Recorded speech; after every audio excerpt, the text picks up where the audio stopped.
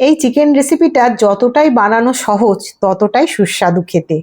এই দই চিকেন রেসিপিটা খুব ইজিলি খুব কম উপকরণ দিয়ে ঘরে হয়ে যায়। Welcome to my Jimas kitchen. এখানে আমি 1 কেজির মতো চিকেন কারি কাট করে নিয়েছি। এর মধ্যে 1 টিস্পুন মতো আদা রসুন পেস্ট, হাফ টিস্পুন মতো গোলমরিচ আর অল্প একটু লবণ দিয়ে ম্যারিনেশন করে রাখবো। খুব সিম্পল ম্যারিনেশন। এটা করে রেখে দেবো আধা ঘন্টার মতো। হাতে না সময় থাকলে আপনারা 15 মিনিটও রাখতে পারেন। কড়াই গরম করে আমি এখানেতে 4 টেবিল স্পুন মতো রিফাইন্ড অয়েল নিয়ে নিয়েছি। খুব ভালো করে এই তেলটা গরম যখন হয়ে যাবে তার মধ্যে আমি সমস্ত চিকেনগুলো যেগুলো মানে ম্যারিনেট করে রেখেছিলাম ছেড়ে দেবো। এইভাবে চিকেনগুলো যদি তেলের মধ্যে দিয়ে দেন না, সেই তেলের মধ্যে চিকেনের একটা ফ্লেভার বেরিয়ে আসে আর খুব সুস্বাদু খেতে হয়।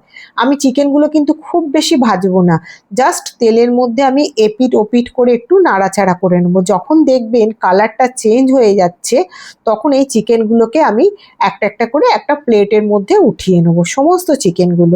এদিকে আমি 4টে মিডিয়াম সাইজের পেঁয়াজ কুচি করে রেখেছি আর 10-15টা কাজু পেস্ট করে রেখেছি। পেঁয়াজগুলো একটু নাড়াচাড়া করার পর 2 টিস্পুন মতো আমি আদা রসুনের পেস্ট দিয়ে দিয়েছি আর 2টো কাঁচা লঙ্কা কুচিয়ে এর মধ্যে দিয়ে দিয়েছি আর দিয়েছি হাফ টিস্পুন মতো মৌরি।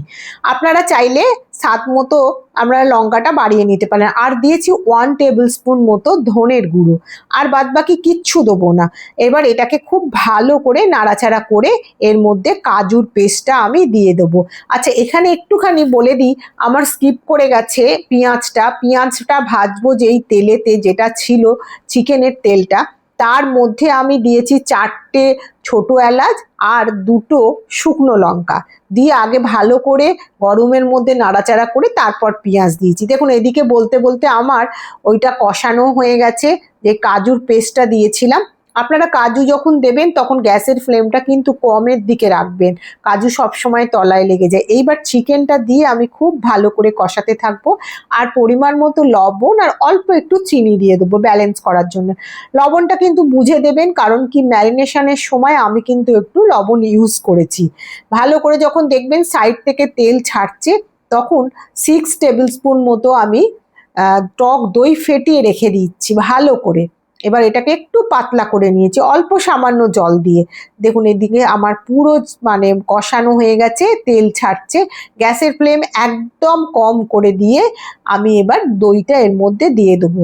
এই দই চিকেনটা অত্যাধিক খেতে সুন্দর হয়, অথচ কোনো ক্রিম না ইউজ করেও এটা যখন তৈরি হবে একটা ক্রিমি টেক্সচার এসে যায় এর মধ্যে। গ্যাসের ফ্লেমটা কিন্তু কম রেখে আমি খুব ভালো করে এটাকে কষিয়ে নেব।